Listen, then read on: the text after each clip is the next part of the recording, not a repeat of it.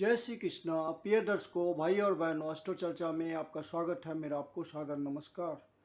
आज के वीडियो में जो धनु लग्न के व्यक्ति हैं उनका मई माह कैसा गुजरेगा उस पर एक संक्षिप्त पर चर्चा करेंगे। नए दर्शकों के लिए बता दूं कि आप कैसे पता करेंगे कि आप धनु लग्न के व्यक्ति हैं। तो आप अपना बर्थ डिटेल्स किसी अच्छे एस्ट्रो के सॉफ्टवेयर में डालिए। जो लग्न कुंडली बनकर आएगी, जो कि मैंने आपकी कुंडली को डिस्प्ले कर रखा है और 9 नंबर प्रथम भाव में लिखा हुआ है, तो यदि उस तरह से जो लग्न कुंडली आपकर बनकर आती है, जिसको डिवन चार्ट भी कहते हैं, उसमें 9 नंबर प्रथम भाव में लिखा हुआ हो तो आप धनु लग्न के व्यक्ति हुए। आगे बढ़ने से पहले आप अपने चैनल अस्ट्रो चर्चा को सब्सक्राइब कर लें यदि पहली बार देख रहे हैं या अभी तक सब्सक्राइब नहीं किया हो।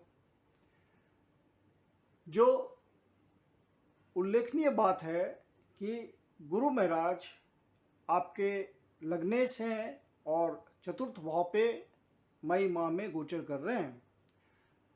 गुरु महाराज 13 अप्रैल को अपनी राशि परिवर्तन कर चुके हैं और अब 1 वर्ष के लिए मीन राशि में गोचर करेंगे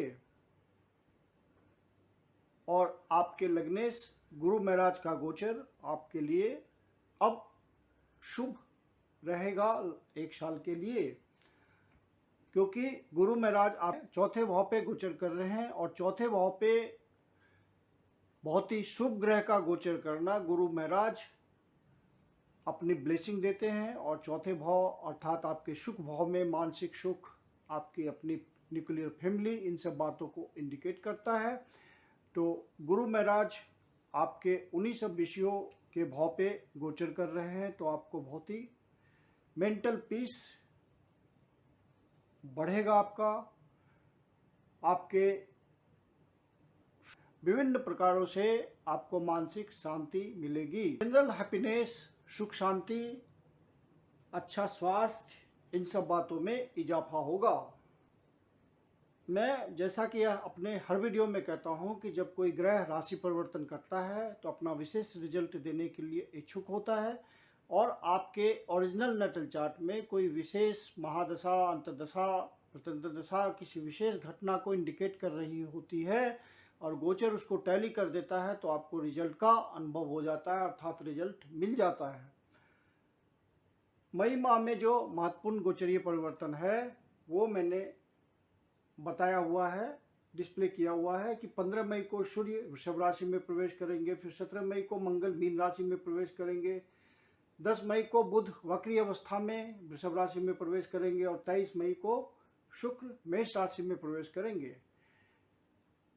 शनि महाराज पहले से ही आपके कुंभ राशि में प्रवेश कर गए अप्रैल माह में, तो शनि महाराज अपनी मूल त्रिकोण राशि में आ गए हैं और तृतीय भाव पे शनि महाराज का गोचर करना बहुत ही अच्छा फलदायी होता है।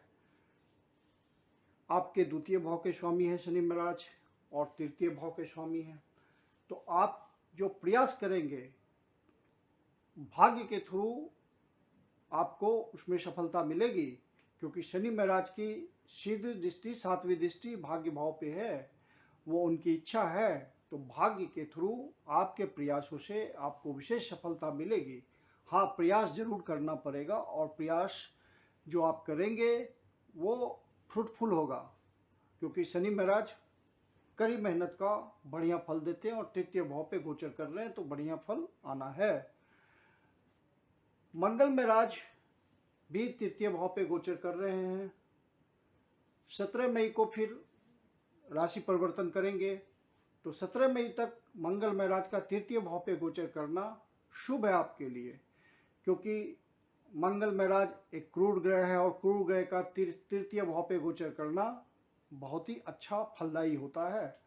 मंगल महाराज आपके पंचमेश हैं और द्वादश भाव के स्वामी हैं, तो आपको पंचमेश की तरह अच्छा रिजल्ट देंगे। लक्ष्मी स्थान के स्वामी हैं, तो बढ़िया रिजल्ट आना है। जो विद्यार्थी पढ़ाई में लगे हुए हैं और बाहर जाना चाहते हैं उनको सफलता मिलेगी। गुरु महाराज की 5वीं दृष्टि अष्टम भाव पे पड़ रही है, अर्थात उनकी ब्लेसिंग अष्टम भाव पे आ रही है। फिर 7वीं दृष्टि 10वें भाव पे है, तो 10वें भाव पे कर्म भाव पे उनकी ब्लेसिंग आ रही है। फिर गुरु महाराज की 9वीं दृष्टि 12वें भाव पे है, तो 12वें भाव पे ब्लेसिंग आ रही है। तो जो एक्सपोर्ट इंपोर्ट के काम में लगे हुए हैं, बाहर से धन कमाते हैं, डिस्टेंट प्लेसेस से उनका काम धंधा चलता है, आर्थिक उपार्जन होता है, तो वहाँ पे विशेष रूप से सफलता मिलेगी, क्योंकि गुरु महाराज की ब्लेसिंग है। अचानक से कोई शुभ रिजल्ट मिल सकता है। आप किसी प्रयास में लगे हुए होंगे, विशेष प्रयास में लगे होंगे, तो अचानक से रिजल्ट मिल सकता है गुरु महाराज के ब्लेसिंग से। यदि आपके ओरिजिनल नटल चार्ट में कोई इंडिकेशन होगा, कोई आप लंबी बीमारी से ग्रसित होंगे, तो वहाँ आपको कुछ सुधार महसूस होगा।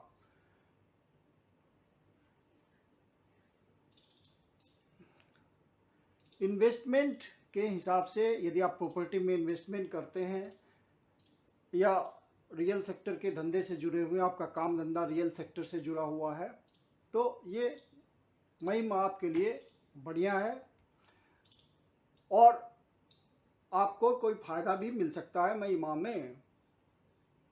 जो प्रॉपर्टी खरीदने के लिए, बेचने के लिए पहले से प्रयास कर रहे होंगे, उनको सफलता मई माह में, यदि कोई इंडिकेशन है नटल चार्ट में, तो सफलता मिलेगी। शुक्र महाराज भी अपनी उच्च राशि में गोचर कर रहे हैं चतुर्थ भाव पे, तो दो शुभ ग्रह का चतुर्थ भाव पे गोचर करना बहुत ही सुख शांति के लिए बढ़िया है। और शुक्र विलासता के ग्रह हैं, और चूंकि उनका चतुर्थ भाव पे गोचर है, तो चूंकि शुक्र महाराज आपकी सुख सुविधाओं के जिम्मेदार ग्रह हैं, तो आप कोई न कोई अपने सुख साधनों पे खर्च कर सकते हैं। आपके शुक्र महाराज लाभ भाव के भी स्वामी हैं, तो आपको कोई विशेष इनकम की प्राप्ति हो सकती है, जिससे आप सुख साधनों पे खर्च कर सकें।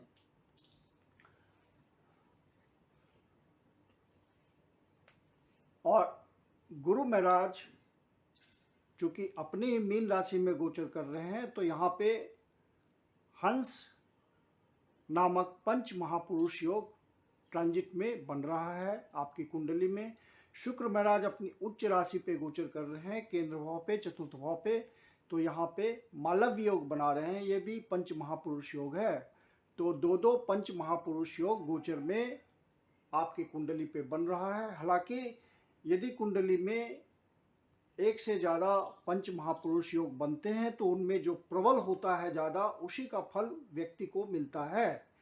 तो इनमें आपके ओरिजिनल नटल चार्ट के हिसाब से जो भी इंडिकेशन होगा, उसके हिसाब से जो बली होंगे, गुरु महाराज के रिजल्ट बली होंगे या शुक्र महाराज के रिजल्ट बली होंगे, तो उसका उनमें से एक का अनुभव आपको होगा यदि इंडिकेशन होगा। तो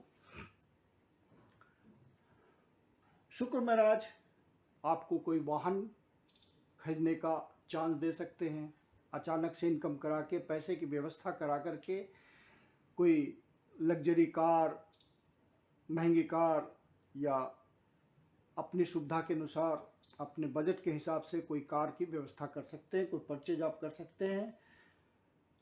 लग्जरी लाइफ जीने के लिए कोई आप उस तरह का साधन खरीद सकते हैं, जैसे कोई एसी आप परचेज कर सकते हैं, फ्रिज परचेज कर सकते हैं, टीवी परचेज कर सकते हैं, जिससे आपका मन प्रसन्न हो, मानसिक शांति मिले, सुख का अनुभव हो आपको। इस तरह का किसी साधन पे शुक्र महाराज आपका खर्च कराएंगे, और ऐसी पूरी संभावना है। और बृहस्पति महाराज इस कार्य में सहयोग देंगे। 17 मई को मंगल महाराज अपना राशि परिवर्तन करेंगे। यदि कोई सुटेबल महादशा, अंतर्दशा, प्रत्यंतर दशा चल रही होगी, तो मंगल का ये गोचर चतुर्थ भाव पे भी आपको कुछ न कुछ शुभ फल देने वाला होगा, क्योंकि वो गुरु महाराज के साथ गोचर करेंगे। मंगल महाराज चतुर्थ भाव पे गोचर करेंगे। हालांकि चतुर्थ भाव पे मंगल महाराज का गोचर करना उतना लाभदायी नहीं होता, लेकिन चूंकि गुरु महाराज के हिसाब से गोचर करेंगे, गुरु महाराज के साथ गोचर करेंगे तो, और उन्हीं की राशि में गोचर करेंगे तो गुरु महाराज के अनुसार उनका रिजल्ट होगा, तो ये रिजल्ट अच्छा ही होगा। सूर्य महाराज पंचम भाव पे गोचर कर रहे हैं, और यहाँ पे ध्यान देने योग्य बात यह है कि सूर्य महाराज और राहु महाराज भी राशि परिवर्तन करके अब 18 महीने के लिए आपके पंचम भाव पे ही गोचर कर रहे हैं। तो सूर्य महाराज के साथ गोचर कर रहे हैं, उनकी बहुत ही क्लोज युति है, सेम डिग्री पे आएंगे। तो यहाँ पे ये युति आपको परेशान कर सकती है, क्योंकि राहु महाराज पहले से यहाँ है, तो सूर्य महाराज की एनर्जी को दबा देंगे। वो सूर्य उच्च के हैं और उस तरह का फल देंगे सूर्य महाराज, लेकिन उनकी तीव्रता में कमी आएगी, तो आपको मानसिक परेशानी होगी। और सोल लेवल पे, आत्मिक लेवल पे आपको बहुत मजबूत रहना होगा, नहीं तो आप कोई गलत डिसीजन ले सकते हैं, क्योंकि ये बुद्धि विवेक का घर है, आपकी प्लानिंग का घर है। तो वहाँ आपको बहुत सावधान रहना है। जब तक सूर्य महाराज आपके 15 दिनों के लिए पंचम भाव पे गोचर कर रहे हैं, तो वहाँ पे विशेष ध्यान रखना है। यदि आप शेयर मार्केट के धंधे में हैं तो बहुत ही सोच समझ के डिसीजन लीजिएगा। राहु शूडो कैरेक्टर है, आपसे गलत डिसीजन भी करवा सकता है, और आपके पास एनर्जी बहुत होगी, क्योंकि सूर्य महाराज पंचम भाव पे गोचर कर रहे हैं और मेष राशि में गोचर कर रहे हैं, अपने उच्च की राशि में गोचर कर रहे हैं। तो आप बहुत ऊर्जावान होंगे। कहीं उस ऊर्जा को आप अपने गलत बुद्धि का प्रयोग करके गलत डायरेक्शन में ना लगा दें और आपको हानि हो जाए, तो इस बात का ध्यान रखिएगा। ये एक विशेष ध्यान देने योग्य बात है मई महीने में। फिर सूर्य महाराज 15 तारीख को वहाँ से निकल करके छठे भाव पे चले जाएंगे, तो फिर स्थिति बदल जाएगी। 15 मई को सूर्य वृषभ राशि में प्रवेश करेंगे और वहाँ बुध महाराज के साथ गोचर करेंगे, तो बुध आदित्य योग बनेगा। लेकिन चूंकि बुध वक्री अवस्था में और छठे भाव पे गोचर है, तो बुध आदित्य योग उतना प्रभावी नहीं रहेगा। बुध महाराज वक्री अवस्था में हैं और चूंकि आपके सप्तमेश हैं, तो अपने लाइफ पार्टनर के प्रति किसी तरह का मतभेद होने से बचिएगा, विचारों में सामंजस्य बनाकर चलिएगा। बुध के वक्री होने का एक फल ये भी हो सकता है कि आप अविवाहित हैं और शादी का आपका प्रयास चल रहा होगा, बातचीत चल रही होगी, तो बातचीत टूट सकती है, निगोशिएशन फेल हो सकता है। इस तरह के रिजल्ट देखने को मिल सकते हैं। किसी तरह का डिजीज उभर के सामने आ सकता है, और आपके सोचने समझने की पावर में थोड़ी कमी होगी। इसलिए मैं ये बात पे जोर दे रहा हूँ, इस बात पे जोर दे रहा हूँ कि आप अपनी बुद्धि, प्लानिंग जो भी आप करते हैं उसमें बहुत सोच समझ के निर्णय लीजिएगा, नहीं तो किसी तरह की परेशानी आ सकती है, आपका डिसीजन गलत साबित हो सकता है।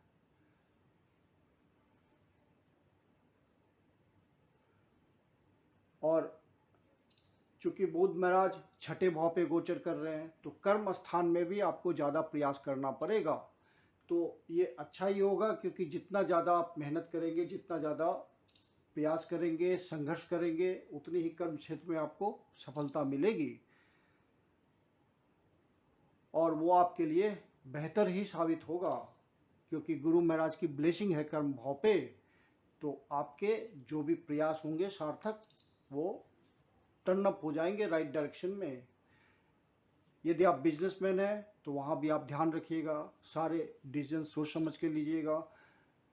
और नौकरी करते हैं तो नौकरी में भी अपने सीनियर्स का ध्यान रखिएगा, उनसे कोई वैमनस्य नहीं पालना है, तालमेल बना के चलना है।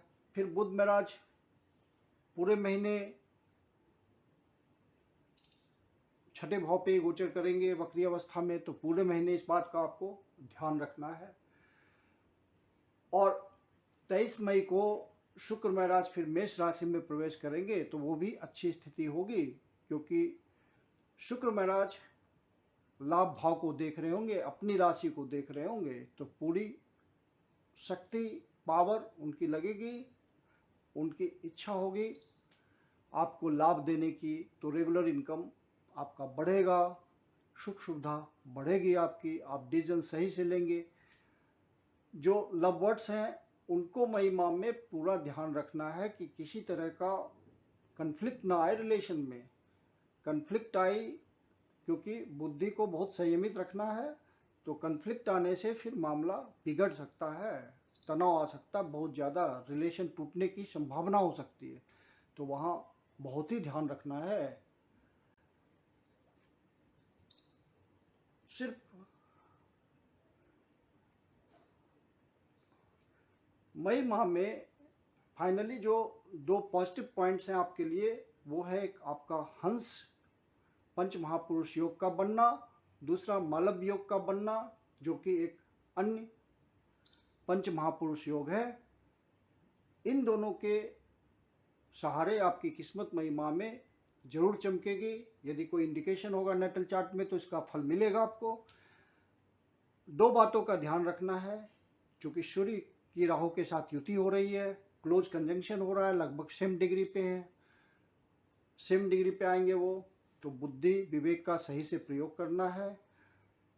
अपने आप को सोल लेवल पे, आत्मिक लेवल पे बहुत ऊंचा उठा के रखना है, ताकि डिसीजंस लेने में कोई परेशानी ना हो।